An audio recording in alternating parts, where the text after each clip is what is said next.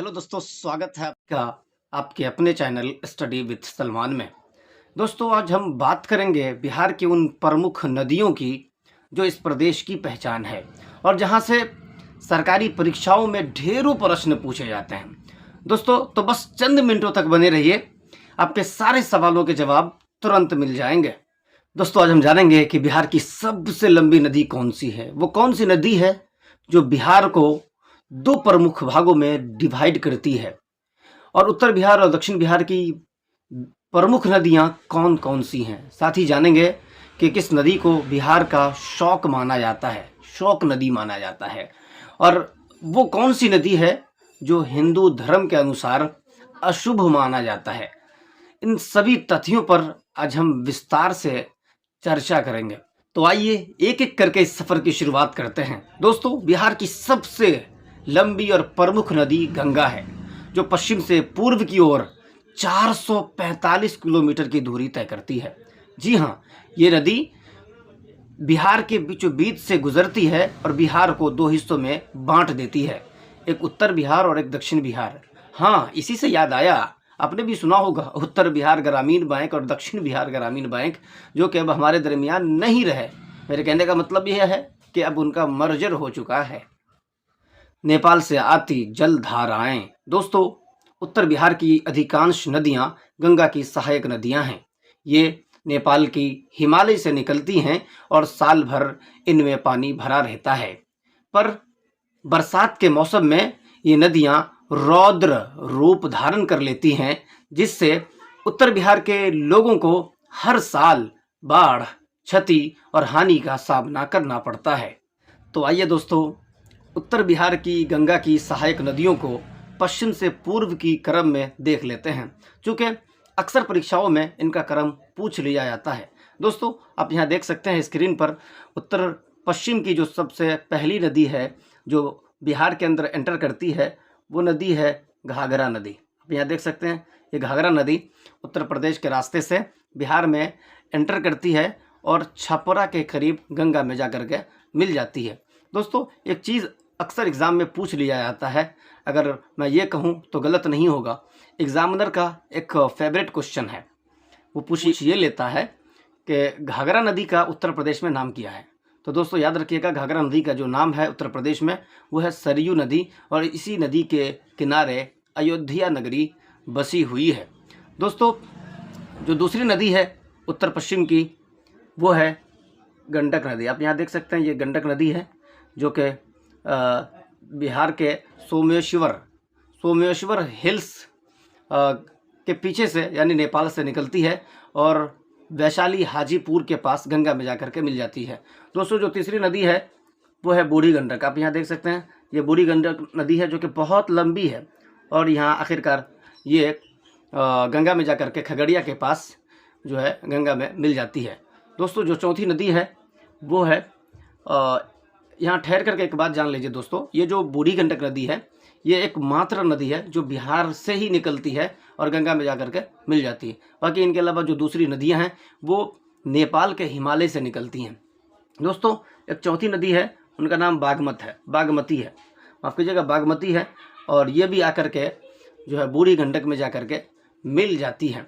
दोस्तों, बागमती नदी एक बहुत ही इम्पॉर्टेंट नदी है, ये सीतामढ़ी के रास्ते से आती है और बूढ़ी गंडक में मिल जाती है। और इस नदी की जो सबसे अहम विशेषता है वो ये है कि नेपाल का जो राजधानी है काठमांडू इसी नदी के किनारे पर जो है बसा हुआ है। दोस्तों, एक नदी और भी है उत्तर की गंगा की सहायक नदी है, वो है कमला नदी, जो कि अंततः कोसी में जाकर के विलीन हो जाती है। और जो बहुत ही महत्वपूर्ण नदी है उत्तर बिहार की, वो है कोसी। दोस्तों, यह है कोसी को सप्त कोसी भी कहा जाता है, क्योंकि नेपाल के अंदर 7 नदियों के संगम का नाम क्या है, सप्त कोसी है। यानी 7 जो नदियां हैं वो सब मिल करके एक जो है नदी का निर्माण करती है, और वही नदी क्या है, कोसी, जिसे हम बिहार में कहते हैं। दोस्तों, ये बहुत ही अहम, बहुत ही इम्पॉर्टेंट नदी है। उत्तर बिहार के जो ग्रामीण हैं उन्हें क्षति का सामना करवाती है। और उत्तर बिहार की जो सबसे पूर्वी नदी है दोस्तों, वो है महानंदा। ये भी अंततः गंगा में आकर के मिल जाती है। तो ये रहे उत्तर बिहार की गंगा की सारी प्रमुख नदियाँ जो कि अंततः गंगा में आकर के मिल जाती है। उम्मीद है कि पश्चिम से पूर्व की जो क्रम है वो आपको याद हो गया होगा। दोस्तों अब दक्षिण बिहार की नदियों को भी पश्चिम से पूर्व के क्रम में देख लेते हैं। तो आइए, सबसे पहली नदी जो है दक्षिण पश्चिम की वह है कर्मनाशा नदी। दोस्तों ये नदी बक्सर ज़िले में गंगा में जाकर के मिल जाती है। आपने सुन ही लिया, कर्मनाशा मतलब कर्मों का विनाश करने वाली नदी है। दोस्तों यही वो नदी है जो हिंदू धर्म के अनुसार इनको अशुभ माना जाता है। दूसरे नंबर की जो नदी है दोस्तों, आप देख सकते हैं, यह है सोन नदी। यह बहुत ही महत्वपूर्ण नदी है दक्षिण बिहार की। दोस्तों महत्वपूर्ण नदी इसलिए भी है चूँकि ये अरवल को पटना से जो जोड़ने वाला जो पुल है दोस्तों, अब्दुलवारी पुल या कोइलवर पुल, ये सोन नदी के ऊपर ही बनाया गया है। और आज नहीं, बहुत ही पहले, मेरे ख्याल है लगभग दोस्तों 1862 या 63 में ये पुल बनाया गया था। तीसरी जो नदी है दोस्तों, ये वाली नदी जिसे हम कहते हैं पुनपुन नदी। पुनपुन नदी भी बहुत अहम नदी है दोस्तों। ये आगे चल करके फल्गु नदी में मिल करके गंगा में जा करके अंततः मिल जाती है। और इसके बाद दोस्तों फल्गु नदी जो है ये बहुत अहम माफ़ कीजिएगा, बहुत अहम नदी है, क्योंकि इस नदी के किनारे ही जो है गया शहर बसा हुआ है। और इसी नदी के तट पर महात्मा गौतम बुद्ध को ज्ञान की प्राप्ति हुई थी। दोस्तों एक सवाल यहाँ भी बनता है, एग्जामिनर अक्सर पूछ लेता है, क्योंकि अभी हालिया दिनों में इसका नाम चेंज कर दिया गया। गया का नाम अब गयाजी शहर रख दिया गया। गयाजी, पहले तो गया था, अब गयाजी नाम रख दिया गया है इस शहर का। ज़रा इसको भी आप नोट करते चलेंगे। तो फल्गु नदी ये भी एक बहुत ही महत्वपूर्ण नदी है। दोस्तों एक बात याद रखिएगा, काबिल ज़िक्र है, फल्गु नदी का जो पुराना नाम है वो है निरंजना नदी। और इसी निरंजना या फल्गु नदी के किनारे पर महात्मा गौतम बुद्ध को ज्ञान की प्राप्ति हुई थी। दोस्तों एक नदी और भी है दक्षिण बिहार की, जिसका नाम है जो है किउल नदी। और दक्षिण बिहार की जो सबसे पूर्वी नदी है दोस्तों, उसका नाम है अजय नदी, जो कि ये भी अंततः गंगा में जाकर के मिल जाती है। दोस्तों दक्षिण बिहार में बाढ़ न के बराबर आती है, क्योंकि ये वो नदियां हैं जो कह सकते हैं कि सीजनल रिवर्स हैं।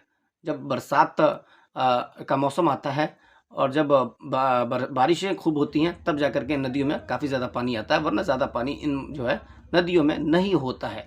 इसके ठीक बिल्कुल अपोजिट उत्तर बिहार की जो नदियां हैं वो पानियों से साल भर भरा रहता है, लेकिन जब मौसम में बरसात आता है तो सारी नदियां अपनी लाल आंखें और अपना रौद्र रूप जो है उत्तर बिहार के ग्रामीणों को और लोगों को दिखा देती हैं। दोस्तों बिहार को नदियों का प्रदेश कहना गलत नहीं होगा।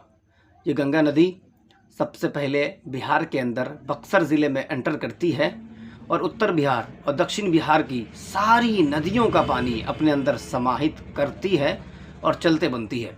चलते चलते चलते पश्चिमी बंगाल और बांग्लादेश के रास्ते अपनी बड़ी बहन बंगाल की खाड़ी से मिल जाती है और वहाँ मिलकर वो हमेशा के लिए अमर हो जाती है। दोस्तों आज की ये वीडियो आपको कैसी लगी कमेंट बॉक्स में ज़रूर बताएं। और हाँ, वीडियो को लाइक, शेयर और सब्सक्राइब करना न भूलें। तो दीजिए इजाज़त, फिर मिलेंगे दूसरी वीडियो में। धन्यवाद।